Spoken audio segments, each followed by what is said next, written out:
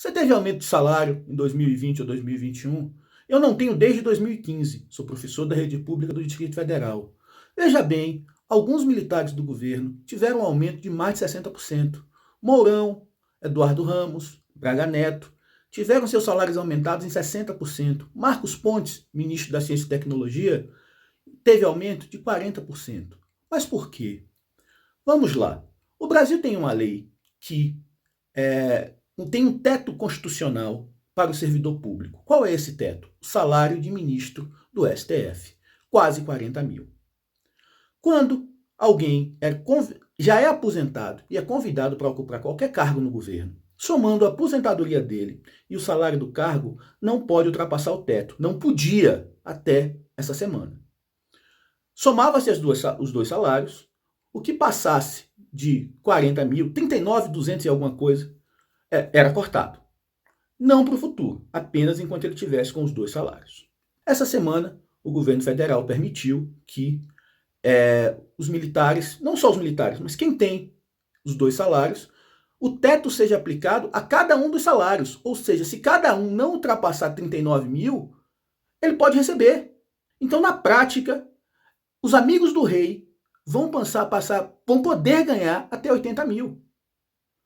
Isso é um absurdo. No momento de pandemia, o auxílio emergencial foi reduzido de R$600 para 250. Esse aumento custará 66 milhões de reais, paga mais de milhares de auxílios emergenciais.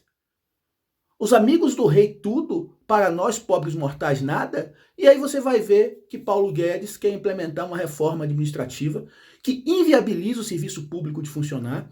Só que assim, o servidor público ele não tem super salário, salvo raras exceções. O médico, o professor, a enfermeira, o fisioterapeuta, as pessoas que te atendem no posto de saúde, em qualquer repartição pública que você precise ir, ganham salários normais.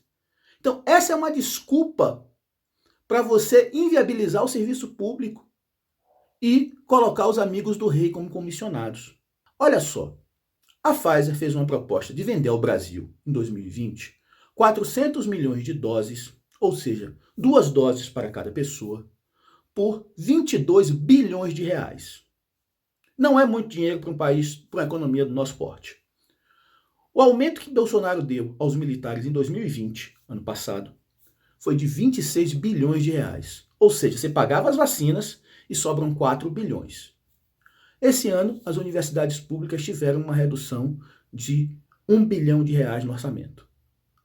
Aí você se pergunta, veja só, 22 da vacina, mais 1 da universidade. Você poderia dar mais 1 ainda para aquelas universidades, porque assim, essas universidades têm hospitais.